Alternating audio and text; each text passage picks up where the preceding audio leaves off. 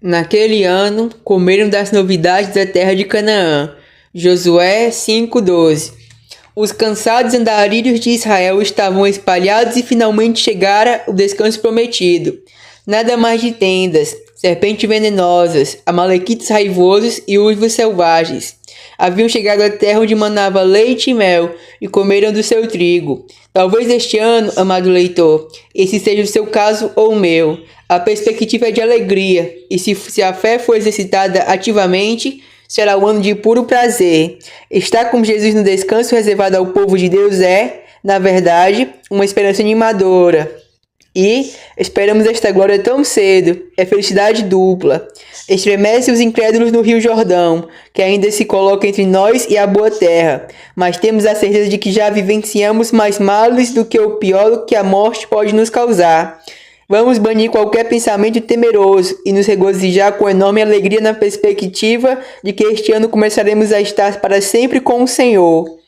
Uma parte das hordas celestiais passará pela terra este ano, para fazer o serviço do seu Senhor. Se isto ocorrer também conosco, não há motivo para este texto de ano novo não ser verdadeiro. Nós, porém, que cremos, entramos no descanso. O Espírito Santo é o penhor de nossa herança. Ele nos concede a antecipação da glória. No céu, os anjos estão em segurança, e também estamos nós, preservados em Cristo Jesus. Lá eles triunfam sobre os seus inimigos, e nós triunfamos também. Os espíritos celestes desfrutam a comunhão com o seu Senhor, e isso não nos é negado. Eles descansam em seu amor, e nós temos perfeita paz nele. Eles cantam louvores e também é nosso privilégio louvá-lo. Este ano vamos recolher frutos celestiais em solo terreno, onde a fé e a esperança transformaram o deserto em jardim do Senhor. O homem comeu o alimento dos anjos no passado, e por que não agora? Ah, que graça é se alimentar de Jesus, e então comer o fruto da terra de Canaã, este ano. Glória a Deus. Perseverai na oração. Colossenses 4:2. É interessante observar como é grande a parte das escrituras sagradas que fala da oração, seja fornecendo exemplos, reforçando preceitos ou anunciando promessas. Mal abrimos a Bíblia, lemos. Daí se começou a invocar o nome do Senhor. E quando estamos prestes a fechar o livro, o amém de uma fervorosa súplica chega aos nossos ouvidos. Os casos são abundantes. Aqui encontramos um Jacó em conflito, ali um Daniel que orava 3 vezes ao dia, e um Davi que, do fundo de seu coração, clamava por seu Deus. Na montanha vemos Elias, na masmorra Paulo e Silas. Temos uma multidão de mandamentos e uma infinidade de promessas. O que isto nos ensina além da sagrada importância e necessidade de oração? Podemos ter certeza de que tudo o que Deus fez se destacar em sua palavra, Ele pretende que seja visível em nossa vida. Se o Senhor falou tanto sobre oração, é porque sabe o quanto precisamos dela. Nossa necessidade é tão profunda que, até chegarmos ao céu, não devemos parar de orar. Você não quer nada? Então temo que não tenha consciência de sua pobreza. Não há alguma misericórdia a pedir a Deus? Então, que a misericórdia do Senhor mostre a você a sua miséria. Uma alma sem oração é uma alma sem Cristo. A oração é o balbuciar do bebê, o grito do lutador, o requiem do santo morrendo em Jesus. É a respiração e a palavra de ordem, o conforto, a força e a honra do cristão. Se você é um filho de Deus, irá procurar a face do Pai e viver em seu amor. Ore para que este ano você seja santo, humilde, zeloso e paciente. Tenha uma comunhão íntima e direta com Cristo e que participe com mais frequência do banquete de seu amor. Ore para ser um exemplo e uma bênção aos outros, e para que possa viver mais para a glória de seu Mestre. O lema para este ano deve ser: perseverai na oração. Guardar-te-ei e te farei mediador da aliança do povo. Isaías 49:8. O próprio Jesus Cristo é a soma e a essência da aliança, e uma de suas dádivas. Ele pertence a todos que creem nele. Cristão, você consegue imaginar o que recebe em Cristo, porquanto nele habita corporalmente toda a plenitude da divindade. Considere a palavra de Deus e sua infinitude, e em seguida, medite sobre o homem perfeito e toda a sua beleza. Tudo que Cristo, como Deus e homem, teve ou pode ter é seu, totalmente de graça, passando a ser sua propriedade para sempre. Nosso bendito Jesus, como Deus, é onisciente, onipresente, onipotente. Não consola saber que todos esses atributos grandes e gloriosos são seus. Ele tem poder, esse poder é seu para apoiar e fortalecê-lo, para vencer seus inimigos e para preservá-lo até o final. Ele tem amor. Bem, não existe uma gota de amor em seu coração que não seja sua. Você pode mergulhar no oceano imenso de seu amor e ainda dizer, é meu. Porventura ele é justo? Pode parecer um atributo austero, mas até isso é seu, pois ele em sua justiça garantirá que tudo o que foi prometido a você no pacto da graça esteja assegurado. E tudo isso que ele tem como homem perfeito é seu. Como homem perfeito, a alegria do Pai estava sobre ele. Foi aceito pelo Altíssimo. Ah, cristão, a aceitação de Cristo por Deus é a sua aceitação. Você não sabe que o amor do Pai revelado no Cristo perfeito está agora em você? Pois tudo o que Cristo fez é seu.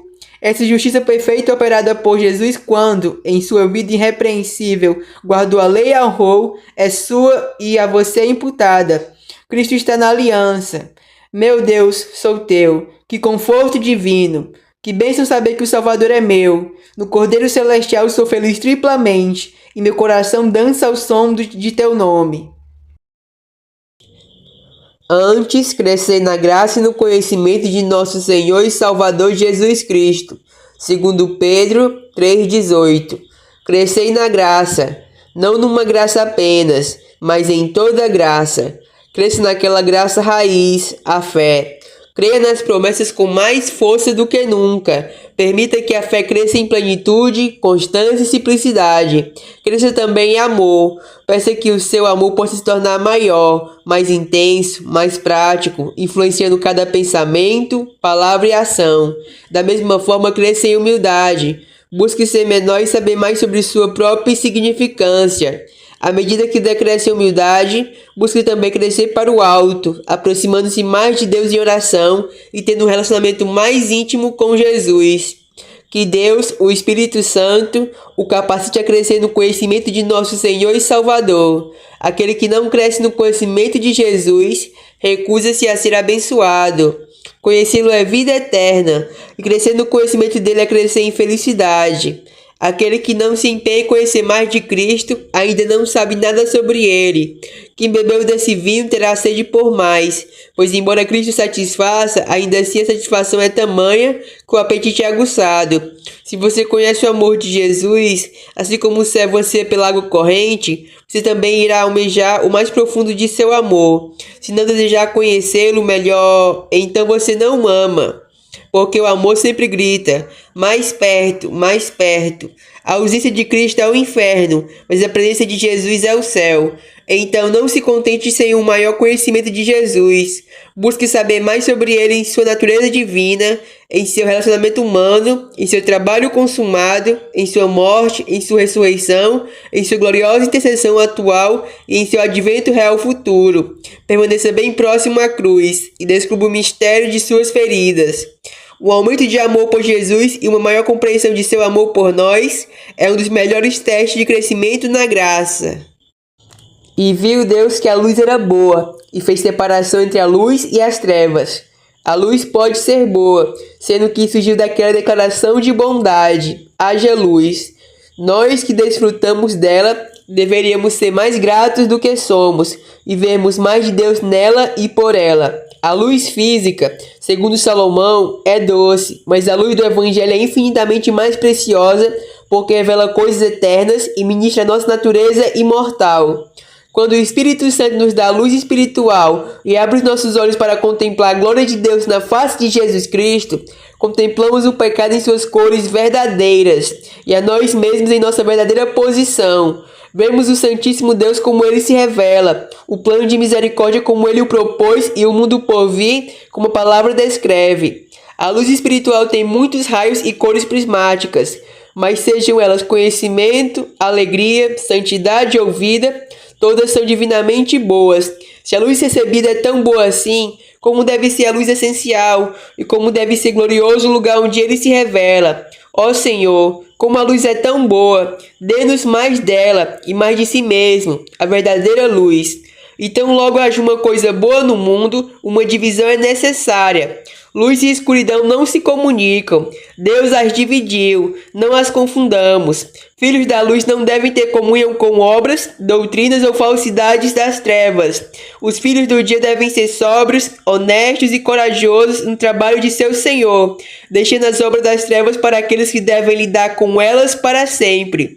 Nossas igrejas devem, por disciplina, separar a luz das trevas, e nós devemos, por nossa distinta separação do mundo, fazer o mesmo. Ao julgar, ao agir, ao ouvir, ao ensinar, ao nos associar, devemos discernir entre o precioso e o vil e manter a grande distinção que o Senhor fez sobre a terra no primeiro dia. Ó Senhor Jesus, seja nossa luz ao longo de todo este dia, pois tua luz é a luz dos homens. Lançando sobre ele toda a vossa ansiedade, porque ele tem cuidado de vós. 1 Pedro 5:7. É um jeito alegre de acalmar a tristeza, quando sinto que ele cuida de mim. Cristão, não desonre a religião mantendo uma testa franzida de preocupação. Venha, entregue seu fardo ao seu Senhor. Você está cambaleando com um peso que seu pai não sentiria. O que lhe parece um fardo pesado será para ele apenas um pouco de pó na balança. Nada é tão doce quanto descansar nas mãos de Deus e saber apenas a sua vontade. Ó, filho do sofrimento, seja paciente. Deus não lhe negou a sua providência. Ele, que alimenta os pardais, também lhe dará o que você precisa. Não se entregue ao desespero. Tenha esperança, espere sempre. Levante os braços da fé contra um mar de problemas e sua postura deve pôr fim à angústia. Existe aquele que cuida de você. Seus olhos estão fixos em você. Seu coração bate piedosamente pelo seu infortúnio. E sua mão onipotente trará a ajuda de que precisa. As nuvens mais sombrias devem se dissipar em chuvas de misericórdia. A tristeza mais profunda dará lugar amanhã. Ele, se você fizer parte de sua família, irá fechar as feridas e curar seu coração partido. Não duvide de sua graça por causa de sua tribulação, mas acredite que ele o ama tanto nas temporadas de problemas como nas horas de alegria. Que vida serena e tranquila você levará se deixar a providência nas mãos do Deus da providência? Com um pouco de azeite na botija e um punhado de farinha na panela, Elias sobreviveu à fome. E você fará o mesmo. Se Deus tem cuidado de você, por que precisa se preocupar também? É capaz de confiar a ele sua alma, mas não seu corpo? O Senhor nunca se recusou a aliviar o seu fardo. Ele nunca desabou com o seu peso. Então, venha alma, não fique inquieta e deixe todas as suas preocupações na mão do Deus da graça. Porquanto, para mim, o viver é Cristo. Filipenses 1:21. O cristão nem sempre vive para Cristo. Ele começa a fazê-lo quando o Espírito Santo de Deus o convence de seu pecado e quando, pela graça, é levado a ver a morte do Salvador como remissão de sua culpa. A partir do instante de seu novo nascimento celestial, o homem começa a viver para Cristo. Para os cristãos, Jesus é a pérola de enorme valor com quem estamos dispostos a compartilhar tudo o que temos. O Mestre ganhou nosso amor de tal forma que nosso coração pulsa apenas por ele. Por sua glória viveríamos e morreríamos em defesa do Evangelho. Ele é o padrão de nossa vida e o modelo a partir do qual devemos esculpir nosso caráter. As palavras de Paulo significam mais do que muitos homens pensam. Elas indicam que o objetivo e a finalidade de sua vida era Cristo. Ou melhor, que a vida de Paulo era Jesus. Nas palavras de um santo da antiguidade, ele comia, bebia e dormia a vida eterna. Jesus era a sua respiração, a alma de sua alma, o coração de seu coração, a vida de sua vida. Como cristão professo, você pode dizer que vive dessa maneira? Pode falar honestamente que para você o viver é Cristo? Seus negócios, você os está realizando por Cristo? Não são feitos por engrandecimento pessoal e por vantagem familiar? Você pergunta, esta é a razão principal para um cristão? Ele professa viver para Cristo. Como pode viver por outro objetivo sem cometer adultério espiritual? Há muitos que vivenciam esse princípio de alguma maneira, mas quem pode ousar dizer que viveu totalmente para Cristo como o apóstolo fez? No entanto, isso por si só é a verdadeira vida de um cristão. Sua origem, seu sustento, seu jeito de ser, seu fim, tudo reunido em um nome, Cristo Jesus. Senhor, aceita-me, aqui me apresento, orando por viver apenas em Ti e para Ti. Deixa-me ser como um novilho que se coloca entre o arado e o altar. para trabalhar ou para ser sacrificado, e permita que meu lema seja pronto para qualquer um deles. A iniquidade concernente às coisas santas. Êxodo 28:38. Que véu é levantado por estas palavras, e que declaração é feita? Será humilhante e proveitoso para nós fazermos uma pausa e observar esta triste visão. As iniquidades da nossa adoração pública, hipocrisia, formalidade, indiferença, irreverência, o coração vagando e o esquecimento de Deus. Que medida completa temos aí? Nosso trabalho para o Senhor, concorrência, egoísmo, descuido, negligência, incredulidade. Que massa de profanação está aí? Nossas devoções individuais, prostração, frieza, negligência, sonolência e vaidade. Que montanha de terra árida. Se olharmos com mais cuidado, devemos descobrir que essa iniquidade é muito maior do que aparenta à primeira vista. O Dr. Payson, pregador norte-americano do século XVIII, escrevendo ao seu irmão, diz: minha paróquia, assim como meu coração, muito se assemelha ao jardim do preguiçoso. E o que é pior, acho que muitos dos meus desejos de melhorar ambos vêm do orgulho, da vaidade ou da indolência. Eu olho para as ervas daninhas que se espalham pelo meu jardim e expiro um desejo sincero de que sejam erradicadas. Mas por quê? O que move esse desejo? Talvez eu queira poder sair e dizer a mim mesmo: como meu jardim está bem cuidado. Isso é orgulho. Ou talvez sejam meus vizinhos que possam olhar pelo muro e dizer: como seu jardim floresce. Isso é vaidade. Ou eu talvez queira a destruição das ervas daninhas porque estou cansado de tirá-las. Isso é indolência. Então, até mesmo nossos desejos por santidade podem ser poluídos por motivos vis. Os vermes se escondem sob os gramados mais verdes. Não precisamos procurar muito para descobri-los. Como é animadora a ideia de que, quando o sumo sacerdote suportou a iniquidade das coisas santas, ele usou em sua testa as palavras: santidade ao Senhor. E mesmo enquanto Jesus carrega o nosso pecado, ele apresenta diante de seu Pai não a nossa profanação, mas sua própria santidade. Oh, que graça é ver nosso grande sumo sacerdote pelos olhos da fé. Eu serei o seu Deus. Jeremias 31:33. Cristão, eis tudo o que você pode precisar. Para ser feliz, você quer algo que o satisfaça? Isso não é suficiente? Se você puder derramar essa promessa em seu copo, porventura não dirá como Davi: meu cálice transborda, eu tenho mais do que o coração pode desejar? Quando isso acontecer, eu serei o seu Deus. Você não possuirá todas as coisas. O desejo é insaciável como a morte, mas aquele que cumpre tudo em todos pode preenchê-lo. Quem pode medir a capacidade de nossos desejos? A riqueza incomensurável de Deus pode mais do que transbordá-la. Então lhe pergunto: você não está completo com Deus? Quer alguma coisa além de Deus? Ele não é suficiente o bastante para satisfazê-lo, se tudo mais falhar. Mas você quer mais do que satisfação tranquila, quer prazer arrebatador? Venha, alma, eis a música do céu para você, porque Deus é o Criador do céu. Nem toda música que brota de instrumentos de sopro ou de corda pode produzir uma melodia tão doce quanto essa promessa: eu serei o seu Deus. Eis um mar profundo de alegria, um oceano ilimitado de prazer. Vem, banhe seu espírito nele, nade sem parar e não encontrará margem. Mergulhe por toda a eternidade e não achará o fundo. Eu serei o seu Deus. Se isso não provocar um brilho em seus olhos, nem seu coração bater mais forte de felicidade, então certamente sua alma não está saudável. Mas você quer mais do que prazeres atuais? Almeja algo sobre o qual possa exercitar a esperança? E o que mais pode esperar do que o cumprimento dessa grande promessa? Eu serei o seu Deus.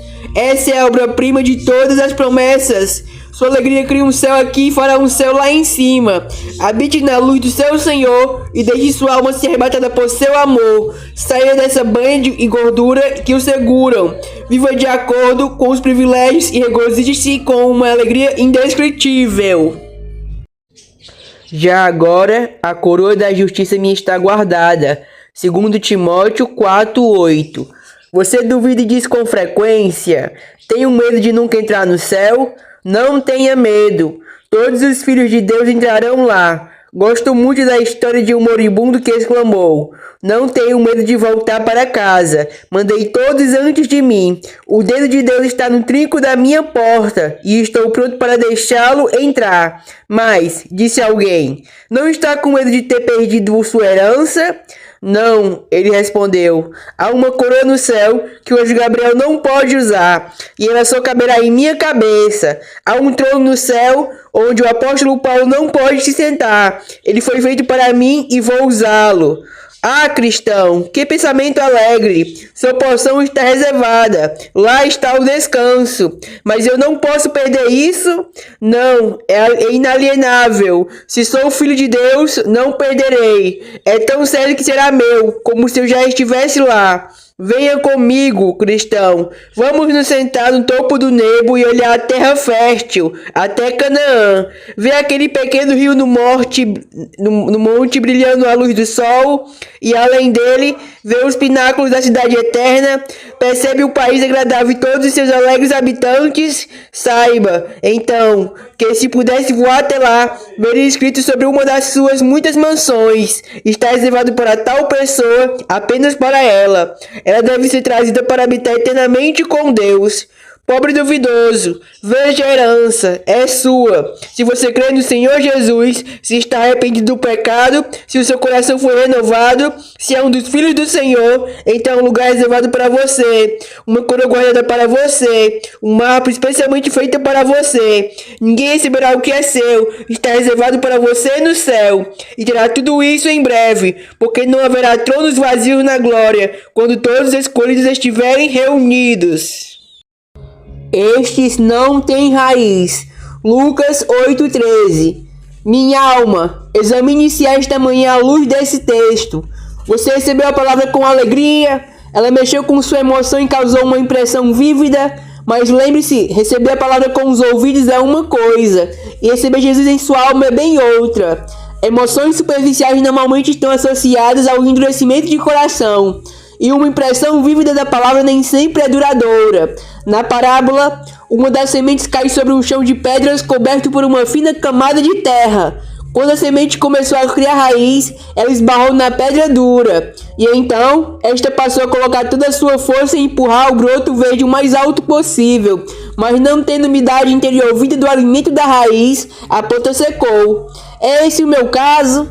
Tenho demonstrado uma aparência piedosa sem ter uma vida interior correspondente.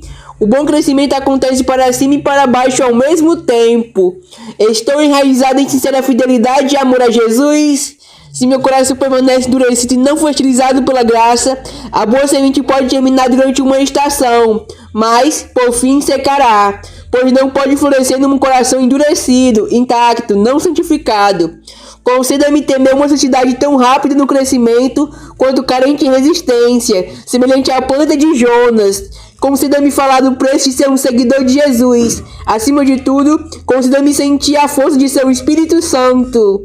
E então terei uma semente duradoura e resistente em minha alma. Se minha mente permanecer tão inflexível quanto era por natureza, o sol do julgamento vai queimar, e meu duro coração ajudará a aumentar terrivelmente o calor sobre a semente mal coberta. E minha religião logo morrerá, e meu desespero será terrível. Entretanto, ó semeador celeste, que eu seja arado primeiro, e então lançada a verdade sobre mim, e me permita render uma colheita abundante. E voz de Cristo, 1 Coríntios 3:23. E voz de Cristo, você é dele por doação, porque o Pai o deu ao Filho, comprado por sangue, porque ele pagou o preço por sua redenção. É dele por dedicação, porque você consagrou a sua vida a ele, por parentesco, porque recebeu o seu nome e foi feito um de seus irmãos e cordeiros. Trabalhe praticamente para mostrar ao mundo que você é o servo, o amigo, a noiva de Jesus. Quando tentada pecar, responda: não posso fazer tamanha maldade, porque sou de Cristo. Princípios imortais proíbem o amigo de Cristo de pecar. Quando a riqueza estiver diante de você para ser conquistada de forma pecaminosa, diga que é de Cristo e não a toque. Está exposto a dificuldades e perigo, permaneça firme no dia ruim, lembrando que é de Cristo. Foi colocado entre outros que ficam de braços cruzados, sem fazer nada. Levante-se para trabalhar com todas as suas forças. E quando o suor escorrer em seu rosto e for tentado a esmorecer, grite: não posso parar, porque sou de Cristo. Se não tivesse sido comprado por sangue, talvez eu fosse como Isacar, agachado entre dois fardos. Mas sou de Cristo e não posso parar. Quando o canto de prazer de sereia tentar tirar você do caminho certo, responda: sua música não pode me enfeitiçar. Eu sou de Cristo. Quando a causa de Deus o chamar, entregue seus bens a si mesmo, porque você é de Cristo. Nunca esconda o que professa. Seja sempre um daqueles cujo comportamento é cristão, cujo discurso é como o do Nazareno, cuja conduta e conversa é tão impregnada do céu que todos os que virem todos os que o virem saberão que é do Salvador, reconhecendo em você suas feições de amor e seu semblante de santidade. Eu sou um romano, era um motivo de integridade. Muito mais, então, que seja o seu argumento de santidade. Eu sou de Cristo. Fez Josafá navio de Tarsis para irem ao Ofir, em busca de ouro, porém não foram, porque os navios se quebraram em Ezion-Geber. 1 Reis 22:49.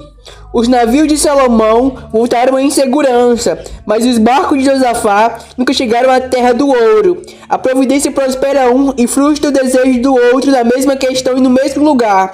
Contudo, o grande soberano é tão bom e sábio em um tempo como no outro.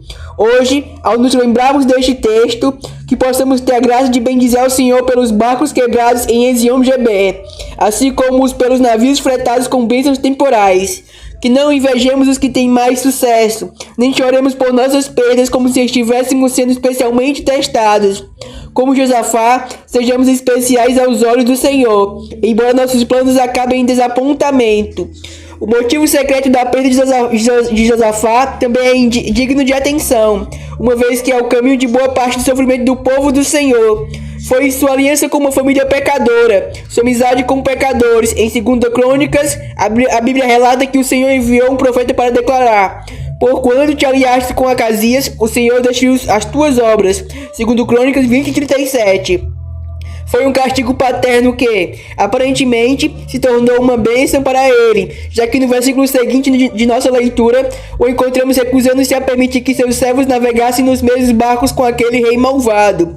Deus queria que a experiência de Josafá fosse um alerta para o restante do povo do Senhor, para que evitassem o jugo desigual com os incrédulos. Uma vida infeliz é normalmente o que acontece àqueles que se unem em matrimônio, ou em qualquer outra forma que escolham, com homens do mundo. Por amor de Jesus, que sejamos santos, inocentes, imaculados e separados dos pecadores, pois se assim não for conosco, podemos esperar escutar muitas vezes: o Senhor destruiu as tuas obras. Poderoso para salvar. Isaías 63:1. Entendemos as palavras para salvar como toda a grande obra da salvação, desde o primeiro desejo santo até a santificação completa. Aqui está toda a misericórdia em palavras. Cristo não apenas é poderoso para salvar aqueles que se arrependem, mas também é capaz de fazer os homens se arrependerem. Ele levará os que creem para o céu, mas ele é, além disso, poderoso para dar um novo coração aos homens e operar fé neles. Ele é poderoso para fazer o homem que detesta a santidade amá-la e compelir aquele que despreza o seu nome a ajoelhar-se diante dele. Não, esse não é todo o sentido, pois o poder divino é igualmente visto no após. A vida de um cristão é uma série de milagres forjados pelo Deus poderoso. O arbusto queima, mas não se consome. Ele é poderoso para manter seu povo santo e para preservá-lo em seu temor e amor até consumar sua existência espiritual no céu. O poder de Cristo não está em converter um cristão e então deixá-lo para que transforme sozinho.